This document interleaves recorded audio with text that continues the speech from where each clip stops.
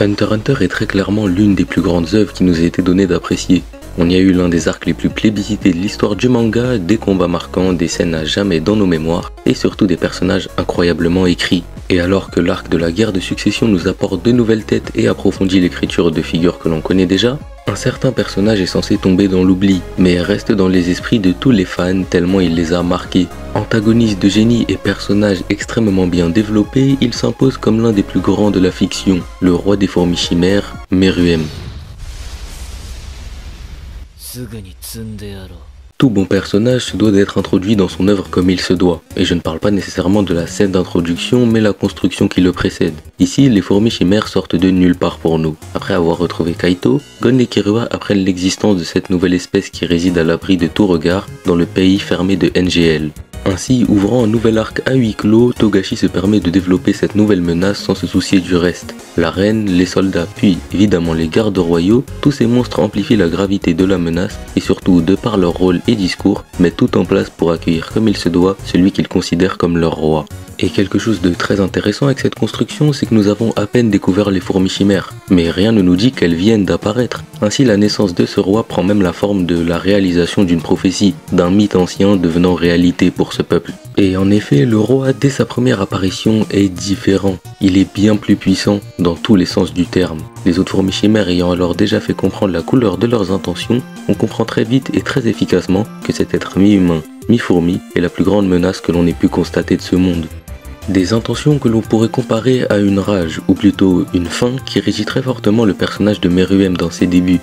En effet, après sa naissance, ce dernier ne savait qu'une seule chose, qu'il devait dominer le monde. Alors d'une manière très animale, celui-ci éradique tout sur son passage, tuant ses propres serviteurs, et surtout le mets préféré des fourmis chimères, les humains. J'ai qualifié un peu plus tôt cette espèce de menace, et c'est aussi comme ça que l'association des Hunters la qualifie. Eh bien, c'est dû premièrement à leur prolifération de masse, mais aussi au danger qu'ils représentent pour les humains, puisqu'ils s'en nourrissent constamment. Possédant une âme plus ou moins forte selon les personnes, les humains représentent le repas le plus délicieux possible pour Meruem et ses semblables. Ainsi, toujours dirigé par sa soif de pouvoir, ce dernier va faire du peuple isolé de NGL son bétail, sans pour autant s'en arrêter là, à cause d'une erreur inattendue venant de la part des Hunters. En voyant une équipe beaucoup trop faible affronter les fourmis, ces derniers vont se faire éteindre et dévorer par ces créatures, causant leur découverte d'une haine et l'amplification indirecte de la soif de sang animalière du roi. Sauf que vous le savez, on parle pas seulement de fourmis, mais bien de fourmis chimères, et Meruem est à moitié humain. Une grande partie de son développement s'axe donc sur la scission qui régit son âme, une scission qui se développe au travers de deux relations que construit le roi avec deux humains, la première étant la jeune Komugi. Meruem étant un souverain, il se doit de tout gagner, et cela même jusque dans des jeux. Ainsi, lorsqu'il a déjà prouvé sa force physique, ce dernier va se mettre à conquérir par l'intellect en annihilant différents champions de jeux tels que les échecs ou encore le mahjong. Cela jusqu'à ce qu'il tombe, vous le savez, contre cette jeune fille. Pleurnicharde, malade, tout simplement faible, Komugi semblerait être arrivée face au roi par erreur, mais elle est bien la seule parmi tous les humains que Meruem a rencontrés à être arrivée à le défaire à plusieurs reprises. Et normalement, à ce niveau-là, la fourmi chimère devrait s'être adaptée pour avoir vaincu son adversaire ou alors s'en serait déjà débarrassée tout simplement, tel un enfant qui ne s'intéresse plus à son jouet. Mais ici, c'était différent. Cette humaine ne jouait pas pour sa survie ou pour battre le roi contrairement aux autres, mais simplement pour la beauté du jeu. Aucune arrogance dans ses victoires et même bien à l'inverse de la compassion envers cet être froid, aucune peur du monstre qu'elle ne voyait pas, mais bien une curiosité débordante. Une jeune fille si pure dans ses intentions que celui qui n'avait vécu que par la force et la violence s'en retrouva perturbé, développant ce qu'on ne lui avait pas appris mais qu'il tenait héréditairement de sa mère, l'amour. Et ça vaut pour tout le monde, mais lorsque l'on nous a pas appris ce que c'est, on ne sait pas comment y réagir, même si dans le fond notre cœur sait ce qui est bon. Ainsi, Meruem, qui avait passé ce stade d'animal régi par des pulsions et était désormais bien plus pragmatique, se retrouvait à agir sans comprendre pourquoi. Les humains sont ses cibles ou au mieux ses subordonnés, alors pourquoi s'efforçait-il de protéger et garder cette faible humaine à ses côtés? Une incompréhension qui n'est nulle autre pour Togashi que le moyen d'approfondir cette double personnalité, mais aussi de bien différencier le roi de son peuple.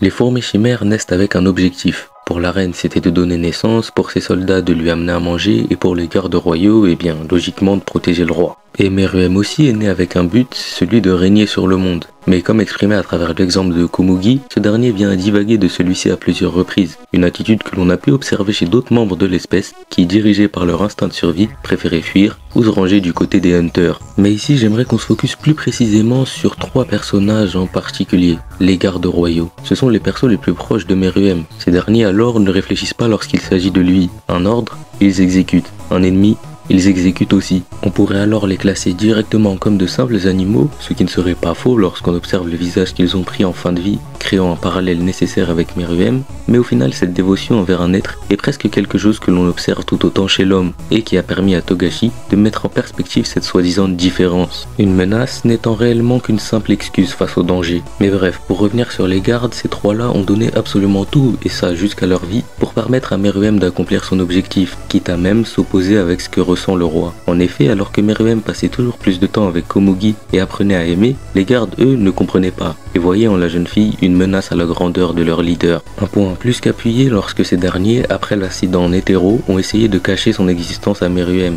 ne comprenant pas qu'au fond, c'était ce qu'ils souhaitaient vraiment.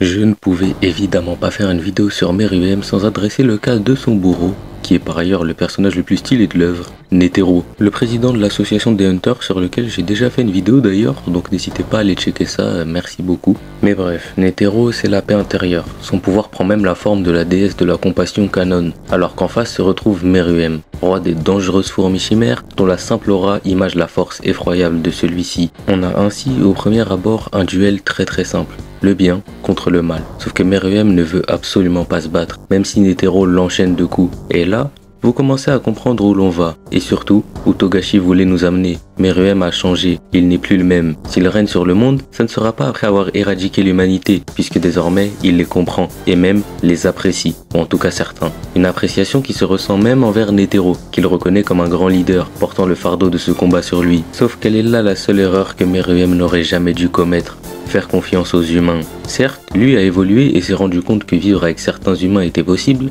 mais les humains, eux, n'ont même pas conçu cette idée. Et en vrai leader, Netero avait tout prévu et savait qu'un roi n'en était pas un sans nom. Depuis le début de cette vidéo, j'utilise le nom de Meruem puisque nous on le connaît, mais ce n'est pas le cas du concerné, qui dans un élan toujours plus humain, est finalement prêt à se battre pour un simple nom qui ne vaut absolument rien en soi. Des preuves d'humanité toujours plus perturbantes pour le roi qui se retrouve dans un statut nébuleux qui, comme le dit Netero, représente sa vraie dangerosité, mais aussi qui sera à l'issue de sa fin, puisqu'un vrai humain est lui prêt aux pires solutions pour accomplir son objectif.